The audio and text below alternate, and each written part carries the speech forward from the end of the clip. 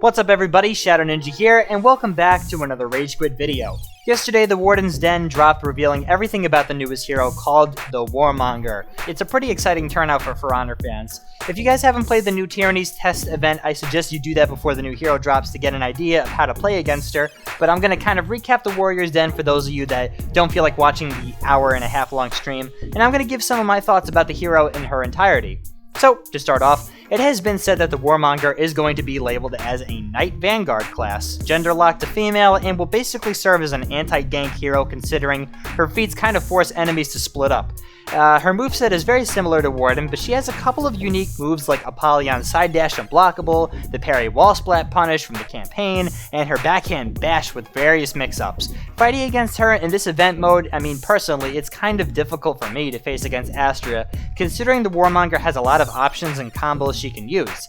It's just something we as a community will have to get used to, but on the plus side, some of her moves are recognizable, so we can catch on pretty quick. But her feats, on the other hand, might be a bit problematic because, as stated before, it forces players to split up with the risk of being decimated in ganks.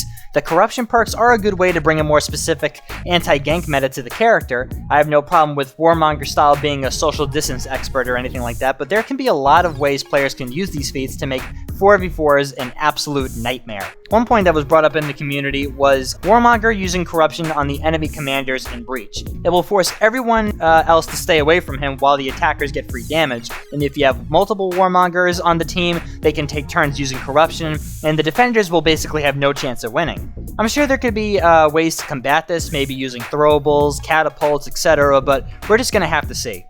But on the plus side, her cosmetics look pretty badass, some of the best in the game. One armor set even is just exactly a copy and paste of Apollyon's armor from the campaign, which is what everyone wanted. Each cosmetic also has 2 variations for extra customization, and there are plenty of weapon sets to choose from. As far as choosing our definitive look for the Warmonger, we're going to have a lot of options, and it was stated in the Warrior's Den that with the upcoming seasons, there will be more additions to Warmonger's gear and weapons. After she drops, there will also be an event pass which is completely free to everybody, allowing us to unlock new corrupted looks for all of our heroes, including the Warmonger.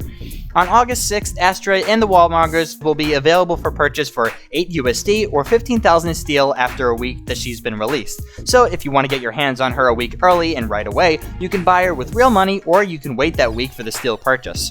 I understand why some people may be upset with the new hero right now, mainly because she plays like a Warden 2.0, but I feel like this hero was introduced for story and lore purposes rather than some new innovative fight style. Most of her moves are very similar to other heroes, and I can understand why the team over at UB couldn't make a completely brand new hero with new moves because that requires mocapping. Since the team is working from home, that's pretty much impossible. But I'm hoping later down the line when all this blows over, maybe they'll consider giving Warmonger a mini rework with newer and more fresh looking animations. But it's not a deal breaker for me personally because she looks really cool. Apollyon had a hybrid style of fighting and took inspiration from many different heroes, so it makes sense for Astria to do that as well. As far as the feats go, we're just gonna have to see how they work in real matches. It always looks OP and broken against bots that don't move versus real players strategizing against her. But overall, I'm pretty excited to try her out, and stay tuned for a Rep 10 video with Warmonger. But guys, this is gonna wrap up this video. Tell me down in the comments below what you guys think about this new character and if you're gonna be picking her up, or maybe you'll wait a little while to see if they'll do any changes to her. But overall, I want to know how you guys feel about her from the gameplay to her feats all the way to her cosmetics and her lore. But guys, this is going to wrap it up for me. My name is Shadow Ninja and you just watched another Rage Quit video about the Warmonger's Warrior Den livestream for Honor. Thank you all for watching, and as always, I will see you on the next one.